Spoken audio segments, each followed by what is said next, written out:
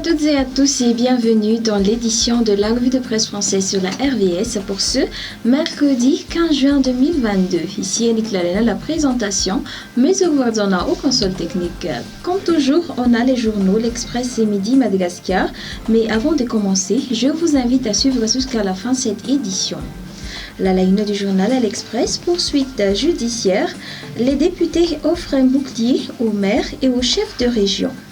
La seconde fois est la bonne. Après avoir été rejetée une première fois, la proposition de loi modifiant le code de procédure pénale concernant la poursuite judiciaire des maires, chefs de district, chefs de région a été cette fois adoptée par les députés. Ainsi, les autorités des collectivités décentralisées ne seront plus attaquables au tribunal sans une autorisation de poursuite du procureur et du ministre de l'Intérieur, d'après l'article du journal. Environnement, mobilisation générale contre la mort d'un défenseur d'air protégé. La mort d'un défenseur de l'environnement au début du mois continue à susciter des réactions. Cette fois-ci, ce sont les PTF qui entrent dans la mêlée, d'après l'article du journal. Et côté coopération militaire, Madagascar et la France resserrent les rangs.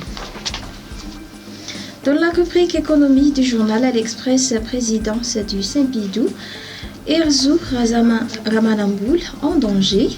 L'élection du nouveau président du syndicat des employés de la douane se tiendra ce jour dans toutes les recettes de douane de Madagascar.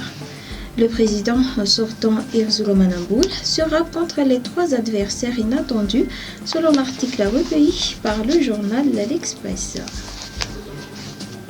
Continuons par le journal Midi Madagascar à la une, manifestation politique.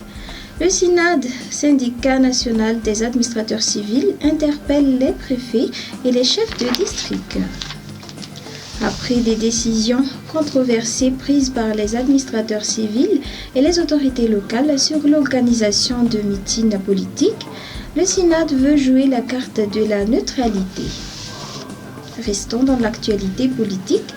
Absentéisme à Timbazaz, Christine Razanamassou tente un rappel à l'ordre. Les députés pourraient perdre leur indemnité s'ils ne parviennent pas à justifier leurs absences durant la session. Une mesure qui a peu de chances d'être appliquée selon l'article du journal. Dans la rubrique économie, lutte contre l'insécurité alimentaire, création d'une usine de production d'engrais bio. Une grande première dans les annales de l'histoire de Madagascar, une usine de production d'engrais biologiques a été créée à Mbalamanas, dans la ville de Touamas. Et voilà, c'est la fin de cette édition. Merci d'avoir suivi. Bonne journée à tous.